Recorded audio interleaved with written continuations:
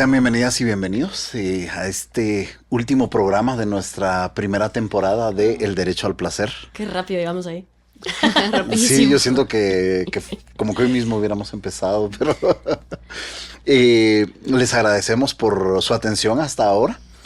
Contamos siempre con la presencia de nuestras expertas, Andrea Bonilla, Alejandra Andrino, y mi nombre es Alejandro Pérez. Hola, mucho gusto. Yo soy Andrea Bonilla, soy sexóloga clínica, también soy psicóloga. Alejandra. ¿Qué tal? Yo soy Alejandra Andrino, soy ginecóloga y obstetra. Y vamos a estar contestando nuevamente, bueno, nuestras expertas van a estar contestando las preguntas que ustedes nos hacen sobre un tema en específico. En esta ocasión el tema son los kinks y no estamos hablando de esa banda inglesa de rock. De los 80. De los 60. 60 a la madre. Sino de esos gustitos, digamos, esas fantasías que tenemos en la práctica sexual, que a veces las hemos realizado, a veces no, a veces tenemos esa curiosidad y a veces nos ataca la duda, ¿es normal, no es normal? Y utilizamos pues esa palabrita la de la normalidad que queremos definir. Pero para que estén más tranquilos, bueno, los que tengan estos kinks, hoy vamos a tratar de desmitificar algo sobre estos temas. Así que empezamos ya con la primera pregunta, que nos la manda Elizabeth H., de 24 años. Y dice, ¿qué puedo hacer o cómo manejar cuando se tienen diferentes kinks en pareja? Por ejemplo, uno es más sádico y el otro vainilla soft. ¿Cómo encuentras un punto medio o logras disfrutar y complacer sin sobrepasar tus límites? ¿Quieres iniciar tú? No, pues la verdad que más tema que médico haciendo de sexología, psicología, pero es que es como todo, ¿va? Ustedes, un punto intermedio a veces es bien difícil, porque puede ser no negociable para alguien, o sea, con parejas que son asincrónicas en cuanto al tiempo que quieren tener relación, pues la frecuencia, o sea, a veces solo no estamos hechos para algunas personas, y eso también es válido, porque no nos tenemos que pues acoplar a alguien a menos que de verdad quieran, pero eso ya tiene que ser mutuo, porque no sé mucho de sadomasoquismo, pero pues si de plano no es negociable y el otro sí le gusta, o sea, ya eso ya sería terapia pareja, pero ¿qué futuro tendrán? No sé, tú nos dirás. Bueno, voy a apelar nuevamente a los principios de sexualidad sana, el consentimiento, la equidad, el respeto, la seguridad y la confianza. Entonces vamos a ver. Esta persona menciona el sadomasoquismo. A ver, para quien no sepa, el sadomasoquismo es una de las prácticas que se considera como atípicas porque se cree que no es común, pero puede ser más común de lo que uno se imagina. Entonces, ¿en qué consiste? En inglés se utilizan 4 siglas para describirlo y dependiendo de cómo estén escritas, significan diferentes cosas. Entonces voy con la primera. Están escritas todas en mayúscula. Entonces es BDSM. Entonces esa B quiere decir bondage, o sea, de restricciones, ¿verdad? Como ataduras, pero no necesariamente se requiere de atar físicamente a alguien, sino que se le puede decir no te muevas y la atadura es psicológica, ¿no? Entonces la persona no se mueve.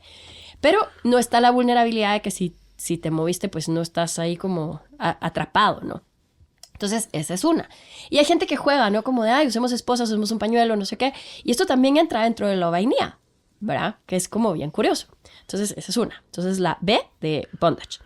La D de disciplina, ¿verdad? O discipline en inglés, implica que va a haber cierta consecuencia si la persona, pues, no hace caso de... Tiene como un castigo. Ajá, digamos, de lo que el dominante le está diciendo, que hay un juego de roles en esto.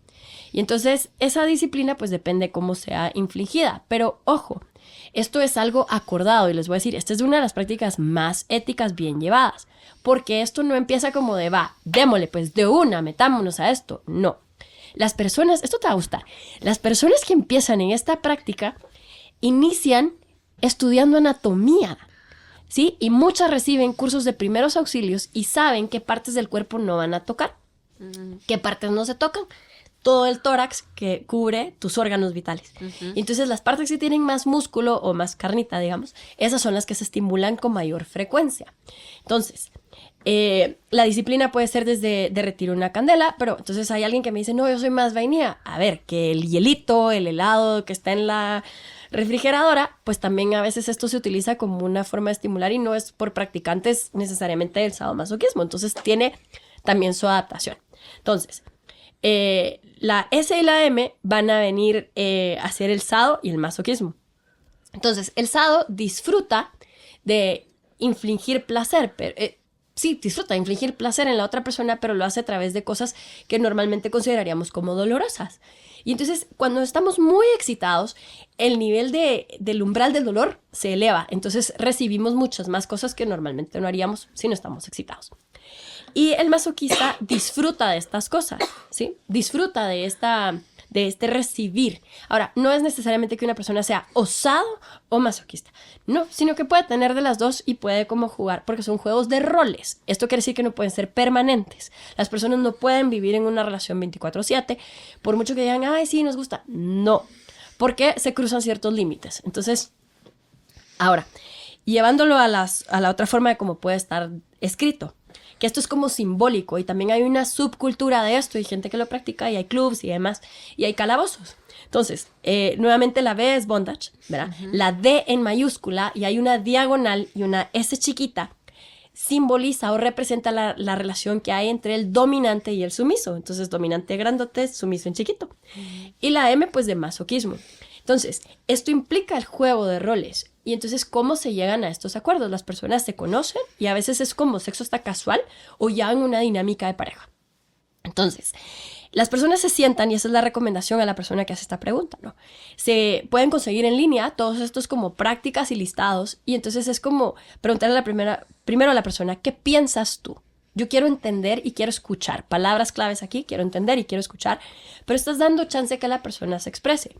Tu reacción no puede ser de, ah, la madre, y tú le haces a él. O sea, nunca viene desde el juicio, sino que es como, mira, yo no sé de eso. De entendimiento. Ajá, y si tú en ese momento dices, no, esto sí no es lo mío, por lo que tú manejas en ese momento, pues tienes todo el derecho a levantarte e irte y no pasa nada.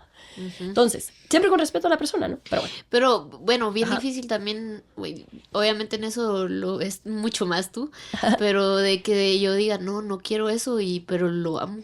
Así es bien difícil, Pero ¿va? entonces esa es la cosa que, mira, pues, hace unos episodios atrás hablábamos del sí quiero, no quiero, lo intentaría. Y entonces tú empiezas a preguntarle a la persona, va, ¿qué pasa con si tú le dices atadura, la persona te puede decir, no, hombre, ¿cómo me vas a amarrar? Y es como, va, ¿qué pasa si usamos un pañuelo y entonces tú te puedes desatar en cualquier momento?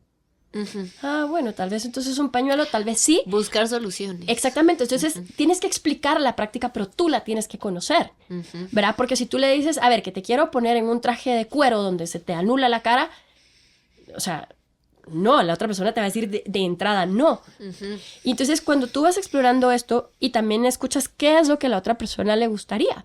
Ahora, esto mucho lo llevamos en secreto, porque nuevamente es atípico. Entonces tú puedes preguntar a tu pareja que hay algo, ya sean tus fantasías, en tus intereses, que tú creas que la cultura lo miraría como atípico. Yo quiero escucharte, sin juicio. Y entonces conoces a tu pareja. No quiere decir de que porque escuchaste vas a ejecutar. ¿Sí? Es muy diferente. Puedo decirte, ay, vámonos de viaje a Grecia, pero aquí estamos, ¿no? No nos hemos ido. Hay que solucionar eso. No, entonces, esta parte es como sumamente importante de cómo llegamos a entender, ¿verdad? Y kinks de kinks, porque no todos son malos. Lo que pasa es que la gente tiende a decir como, ¿cómo vas a creer? Y hay mucha el prejuicio que tenemos. Ajá, entonces hay mucha gente que te dice, ¿sabes qué? Como tú me lo estás explicando, no me gusta, déjame, yo investigo. Dale también ese espacio a la persona para que investigue y se familiarice. Eso no quiere decir que va a aceptar. Y tampoco te puedes poner en esta necedad de, no, porque yo lo digo, yo lo pido, tú tienes que hacerlo. Entonces, nuevamente, consensuado en una relación de equidad. Por eso es que los roles solo pueden jugarse por cierto tiempo y se termina. Y también hay gestos y palabras que ponen fin a la actividad o a la práctica o a ese juego. Como esa palabra de seguridad que usas. Exactamente, que puedes usar lo que querrás, ¿no? Hasta piña, pues aquí importa. Pero también cuando tú no estás viendo el rostro de la persona o la persona tiene una mordaza, digamos, entonces no te puede hablar. Y entonces tiene que haber un gesto que la persona pueda hacer. Y por eso es lo fabuloso, que cuando la gente lo practica bien, contempla hasta la seguridad que puede haber. En dado caso, porque hay una obra de... A ver, cuando venga Osvaldo ya le vamos a hablar de esta, pero se llama La cabaña, ¿no? De Stephen King. Y son dos personas extrañas que se aíslan en una cabaña y él la tiene a ella ya esposada. No va a haber nadie que llegue en los próximos, creo que es 3 días o 3 semanas o algo así. Y bueno, ella está así y él se resbala con el lubricante y se da en la cabeza y ella no sabe si él está vivo o no, no puede auxiliarlo. Porque ella está amarrada. No, ajá, entonces ni chance de agarrar el teléfono, nada, ¿no? Entonces, también es una escena, digamos, me refiero al sadomasoquismo, ¿no? Es una escena donde predominan los hombres, no tanto las mujeres. Entonces, las mujeres que incurren en esto, pues muchas veces se sienten acosadas por los hombres, ¿no? Como de, finalmente encuentro con quién. Entonces, creo que hay que irse por práctica, por pocos, y dándole a la persona la oportunidad de ver qué sí quiere y qué no. Y también hasta medir el dolor, ¿sabes? Porque ponete, si alguien te presiona un pezón, tú puedes decir, ahí ya me duele. La persona ya gradúa, ¿no? ¿Hasta dónde puedes tú recibir? O, ahí está bien, no, ahí ya no, ahí te detienes. Entonces es también ir descubriendo el cuerpo de la otra persona, pero se hace desde el respeto. Entonces, bien llevada es una de las prácticas más éticas. Bueno, y la siguiente pregunta básicamente va en la misma línea. Dice cómo han honrado sus no negociables en el sexo y ahondar en qué significa el sexo consensuado. Creo que es en gran medida lo que hemos... Lo que venías hablando. Creo que en otro episodio le adentré más a esto, ¿no?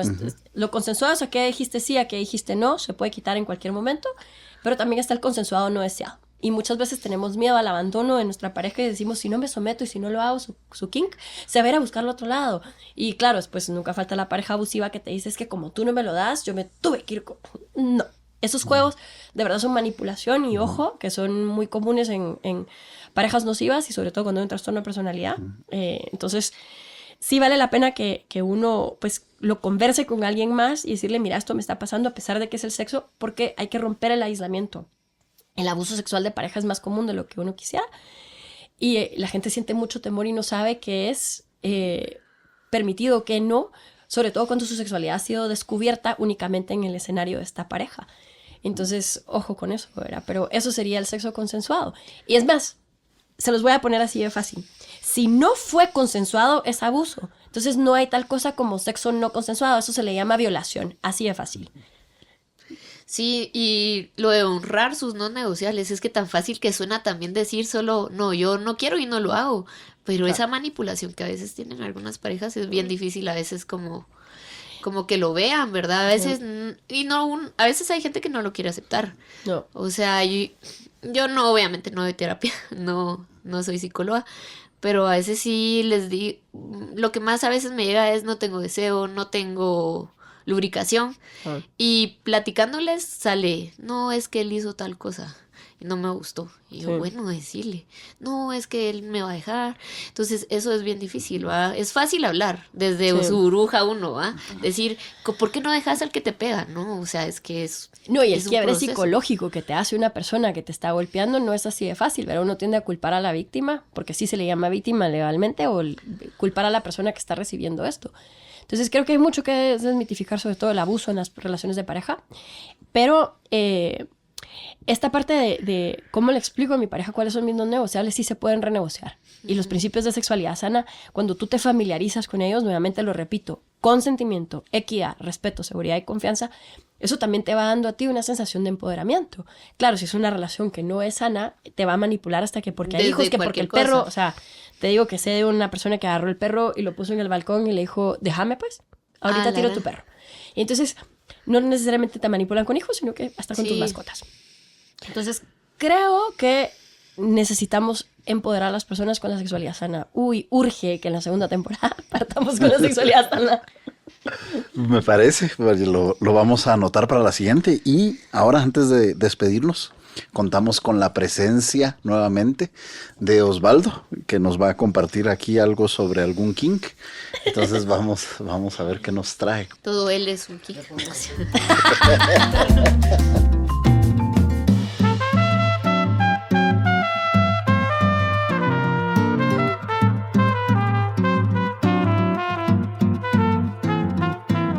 Bueno, gracias Alejandro, otra vez aquí con Andrea y Alejandra también.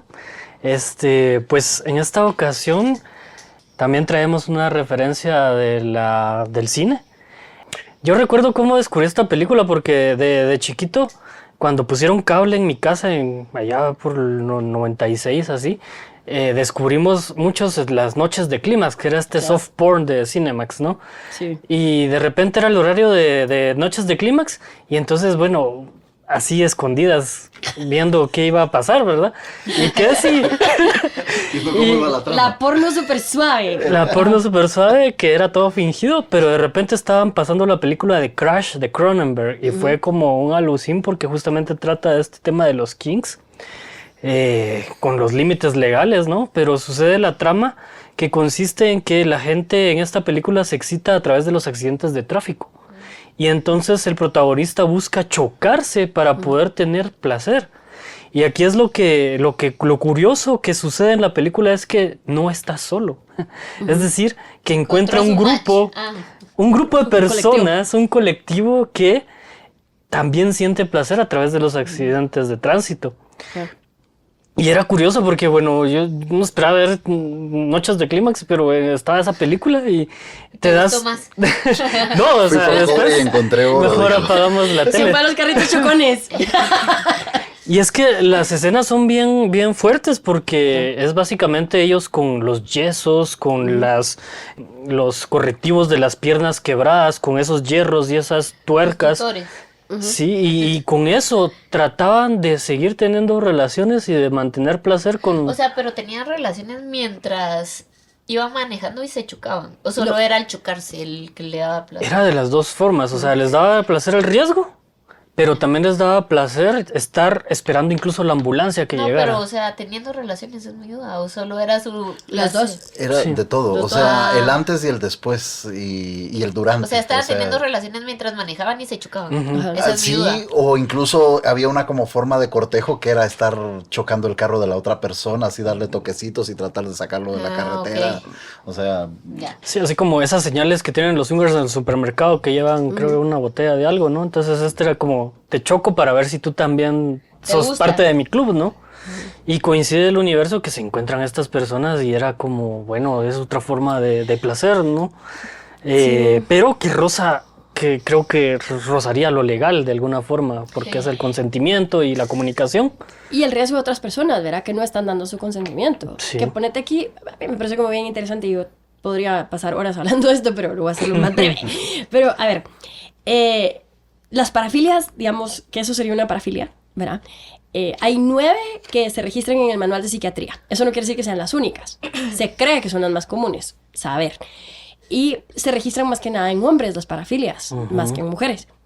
Y entonces, ¿qué pasa también? Hay unas que son ilegales, otras que no. El problema es que estén englobadas en el manual de psiquiatría ya les pone un estigma. Entonces, ¿qué otra cosa ocurre? Con la pregunta que tú hiciste, ¿verdad? Que si es antes y que es después y no sé qué, hay una cosa que se llama el guión sexual. Piensen en una peli, ¿verdad? Cómo tiene un guión, tiene una secuencia y está contada esta narrativa. Nuestro guión sexual es todo aquello que nos resultó placentero y cómo contamos esta fantasía o estas acciones, ¿verdad? Que nos gusta de lo que es placentero en pareja. Entonces, hay que explorar el guión sexual de estas personas, ¿verdad? De las que tienen estas parafilias. Yo digo que en general, pero no como desde el estigma, sino que como entendamos, ¿verdad? Palabra clave aquí, quiero entender. Y entonces, no toda parafilia debería ser satanizada, ¿verdad? Es más, en el sadomasoquismo, digamos, hay un placer de infligir dolor, pero cuando la persona dice hasta aquí, se detiene y se para el juego. El sádico sexual, que lo tiene como trastorno de personalidad, dice, aquí es donde empiezo yo a disfrutar, y continúa. Entonces, esa capacidad de distinguir en un diagnóstico creo que es algo que también nos tenemos que informar. Y de esta sexualidad atípica, como de los comportamientos que son humanos, ¿verdad?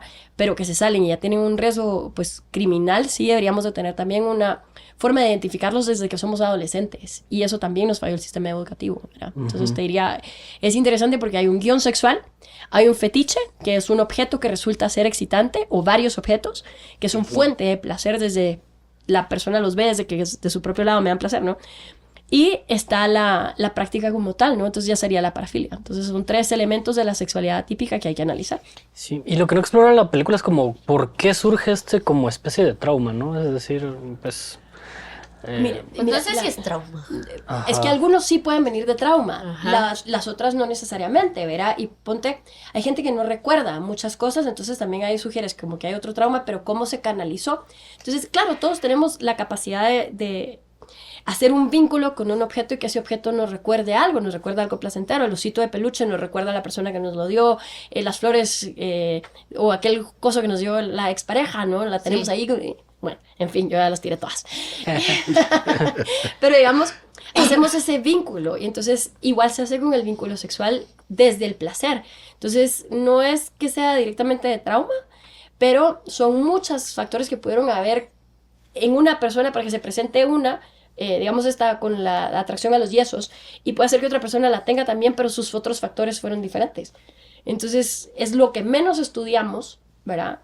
Y como lo consideramos tan atípico y no hay fondos para estudiarlo, yo te diría, aquí culturalmente no tenemos ni idea de cuáles hay y van en aumento, ¿verdad? Porque entre más avanza la tecnología, ya vamos a tener que hablar de los derechos de los robots sexuales. Pero lo importante solo es que siempre, o sea, cuiden su integridad física. Entonces, no solo eso, ¿verdad? Sino que también, o sea, ese sería el principio. Desde no me pongo en medicina, riesgo. sí. Ajá, no me pongo en riesgo, que sería el de la seguridad, pero no pongo en riesgo a otros. Ah, no, sí, aquí que se estaban chocando como caballos. Bueno, hemos llegado, se nos acabó el tiempo y con esto llegamos al final de la primera temporada.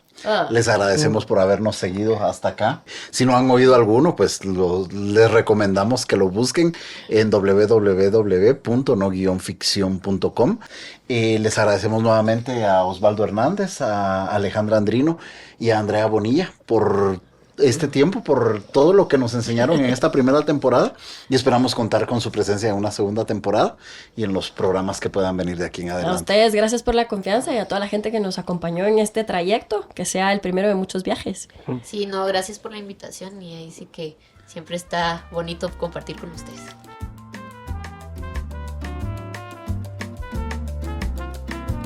El Derecho al Placer es una producción de no ficción. Contenido disponible en nuestras redes y descripción de los contenidos disponible en www.no-ficción.com.